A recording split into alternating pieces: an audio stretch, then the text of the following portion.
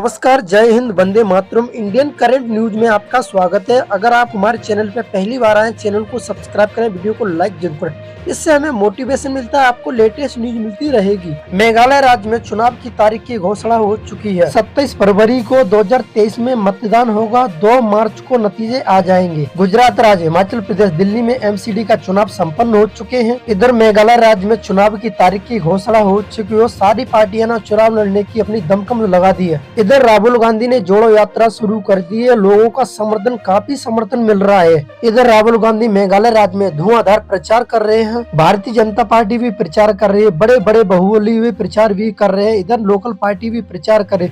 इसी बीच में मेघालय राज्य का सर्वे आ चुका है, किसकी सरकार बनेगी। मेघालय राज्य में 60 विधानसभा सीटें हैं, जिसमें 2018 में एनपीपी और बीजेपी ने मिलकर सरकार बनाई थी। इधर लोकसभा का चुनाव नजदीक आ चुका है। 2024 में चुनाव होने हैं और भारतीय जनता पार्टी अपना राज्य नहीं खोना चाहती है।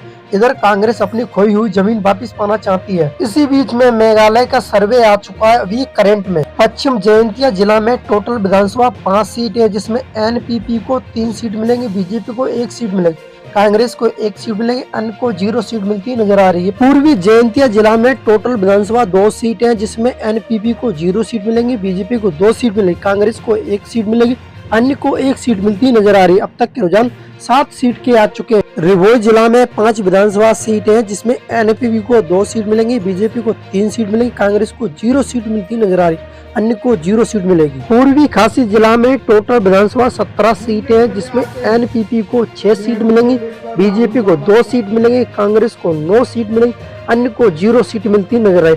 अब तक के रुझान 29 सीट के आ चुके हैं, जिसमें एनपीपी को 11, कांग्रेस को 10 सीट, बीजेपी को 8 सीट मिलेंगी। पश्चिम खासी जिला में 3 विधानसभा सीट है, जिसमें एनपीपी को 1 सीट मिलेगी, बीजेपी को 2 सीट मिलेंगी, कांग्रेस को 0 सीट मिलेगी, अन्य को 0 सीट मिलेगी। पूर्वी पश्चिमी खासी जिला में 2 विधानसभा सीट हैं, जिसमें एनपीपी को 0 सीट मिलेंगी, बीजेपी को 0 सीट मिलेगी, कांग्रेस को 2 सीट मिलेगी, अन्य को 0 सीट मिलेगी। दक्षिण पश्चिमी खासी जिला में 2 विधानसभा सीट है, जिसमें एनएनपी को 0 सीट मिलेगी, भाजपा को 1 सीट मिलेगी, कांग्रेस को 1 सीट मिलेगी, अन्य को 0 सीट मिलेगी।